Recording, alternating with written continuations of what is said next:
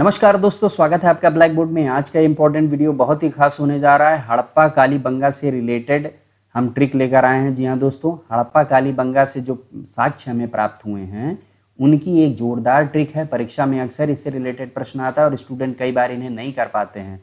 समय अभाव की समस्या हो जाती है, उनके पास कोई जोरदार ट्रिक नहीं होती है जिसके कारण वो तुरंत रिलेट कर पाएँ और आंसर को कर पाएँ।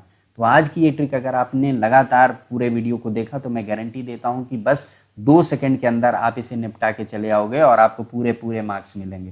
तो चलिए बिना किसी देरी के शुरू करते हैं। आपके सामने है दोस्तों, हड़प्पा में हमें कौन कौन से साक्ष्य मिले, क्या क्या मिले हैं। तो आपके सामने है, क्या मिला है? पत्थर से बनी नर्तकी की मूर्तियाँ।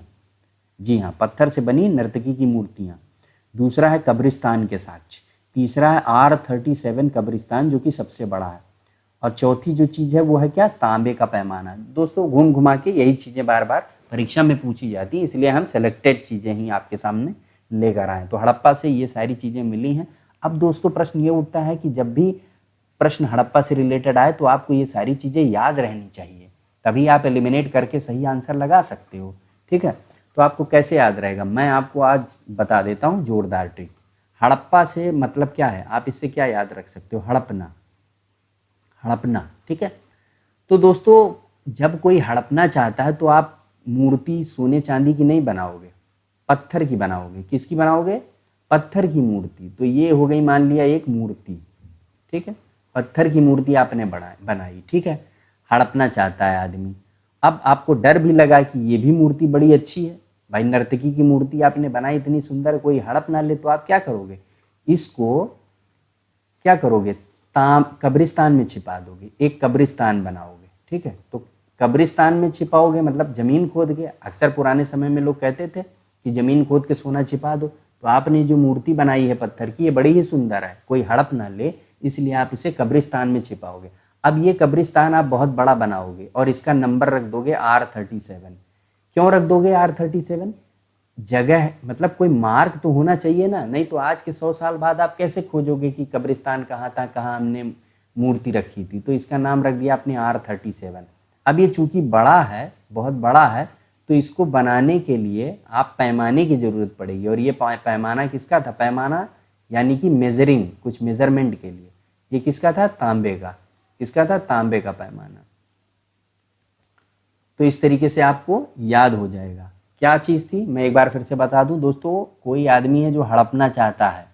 किसे? आपके पत्थर की मूर्ति, जो कि बहुत सुंदर, आपने नर्तकी की एक पत्थर की मूर्ति बनाई है, उसे हड़पना चाहता है, तो आप उसे कब्रिस्तान में डाल दोगे और ये कब्रिस्तान बहुत बड़ा होगा। ठीक है, R37 आप इसका नाम दे दोगे। और बनाते समय आप तांबे का पैमाने से इसे मेज़र करोगे कि कितना बड़ा है, क्योंकि जाहिर सी बात आप जितनी मूर्ति है वो इस कब्रिस्तान में आ जानी चाहिए। तो इस तरीके से अगर आपने ये इवेंट पूरा याद रखा तो आप भूलोगे नहीं। मैं गारंटी देता हूँ कि सुनते हुए ही आपको लगभग आधा इवेंट तो दिमाग में याद हो गया होगा। और 2-4 बार जब आप कहीं घूमते टहलते आप इसे मेमोराइज करोगे तो आपको तैयार हो जाएगा और परीक्षा में गारंटीड सही करके चले आओगे आंसर। ठीक है, चलिए नेक्स्ट देखते हैं हम दोस्तों। नेक्स्ट है कालीबंगा। और कालीबंगा से हमें क्या क्या प्राप्त हुआ? कई सारी चीज़ें प्राप्त हुई। क्या है? अग्निवेदिका, काली मिट्टी की चूड़ियाँ, जुते हुए खेत के साक्ष्य, लकड़ी की नाली, कच्ची ईंट के प्रमाण और युगल समाधान। अब कैसे तैयार होगा? कालीबंगा जैसे है आपके दिमाग में तुरंत ये सारी चीज़ें आ जानी चाहिए। अगर आप भूल गए तो दिक्कत हो जाएगी। तो एग्जाम में याद करने का सबसे सॉलिड तरीका होता है ट्रिक। और आज हम एक जोरदार ट्रिक लेकर आए कालीबंगा से रिलेटेड। ये सभी प्रमाण आपके दिमाग में बिल्कुल बैठ जाएगा। ठीक है, तो सबसे पहले जो आपको दिमाग में रखना है दोस्तों, कालीबंगा से क्या याद रखना है दोस्तों? काली माता। सिंपल है, काली माता आपको याद रखनी है, काली माता जी को याद रखना। अब एक चीज़ मुझे बताइए, आप एक आदमी है, आपको एक स्टोरी याद रखनी है। ठीक है, क्या याद रखनी है? कि एक स्टोरी याद रखनी है काली माता से रिलेटेड। वो ये है कि खेत है एक बड़ा सा, एक आदमी को वहाँ पर क्या बनाना है? घर बनाना है। जैसे मान लीजिए आपको ही घर बनाना है, एक खेत है। ठीक है, तो ये हो गया क्या? जुते हुए खेत। ठीक, जुते हुए खेत।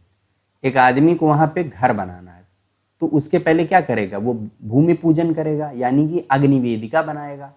यहाँ पर अग्निवेदिका बनाएगा, आग जलाएगा अग्निवेदिका में। ठीक है, ये देखो ये खेत बन गए, यहाँ पर आग जलाएगा, जुते हुए खेत।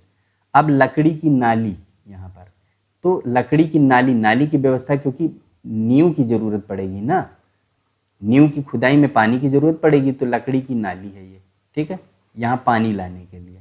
अब कच्ची ईंटें, गांव में आपको पता होगा कि लोग कच्ची ईंटों से ही घर बना देते थे पहले के समय में। तो ये ईंटें हैं, ये कौन सी हैं? कच्ची ईंटें। ये भी इकट्ठी की गई, सब लाई गई। अब दोस्तों क्या है, ये जो माता की मूर्ति है, इसने काले रंग की चूड़ियाँ पहन रखी हैं। ये माता की मूर्ति कहाँ स्थापित है? यहाँ सामने। और इसने काली चूड़ियाँ पहन रखी। किस कलर की? काली चूड़ियाँ, क्योंकि काली माता है तो काली चूड़ियाँ ही पहनेंगी। दोस्तों ये सब हो जाने के बाद क्या हुआ, यहाँ पे जब कंस्ट्रक्शन शुरू हुआ तो उसी समय भूकंप आ गया या कोई ऐसी समस्या उत्पन्न हो गई जिसके कारण क्या, सब कुछ कोलैप्स कर गया, जिसके कारण जो दो लोग बनाने वाले थे पति पत्नी, वो दोनों मर गए। तो ये क्या होगा? युगल समाधान।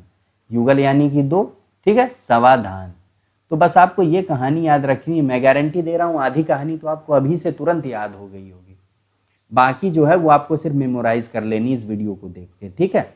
तो बस ये ध्यान रखना है कि एक आदमी है, वो अपने खेत में मकान बनाना चाहता है, तो बीच में वो यज्ञ करेगा, यानी कि अग्निवेदिका, और वहाँ पे पानी की व्यवस्था करेगा, कच्ची मिट्टी इकट्ठी करेगा, कच्चे ईंट मतलब ईंट इकट्ठा करेगा, और जो माता की मूर्ति वो स्थापित करेगा, उसे चूड़ी उड़ी पहनाएगा, ब्लैक कलर की वो चूड़ी, ठीक है। और इस बीच में कोई आपदा आ गई, कोई नेचुरल कैलामिटी आ गई, जिसके कारण सब कुछ ध्वस्त हो गया और वो दोनों मर गए। तो ये हो गया युगल समाधान, ठीक है। इस तरीके से आपको याद हो जाएगा और आप कभी परीक्षा में निराश नहीं होंगे दोस्तों, बिल्कुल भी नहीं, क्योंकि इतनी सारी चीज़ें आप कैसे याद करोगे? आपके पास कोई मेथड होना चाहिए, और मैं गारंटी देता हूँ इस ट्रिक के बाद आप भूलेंगे नहीं।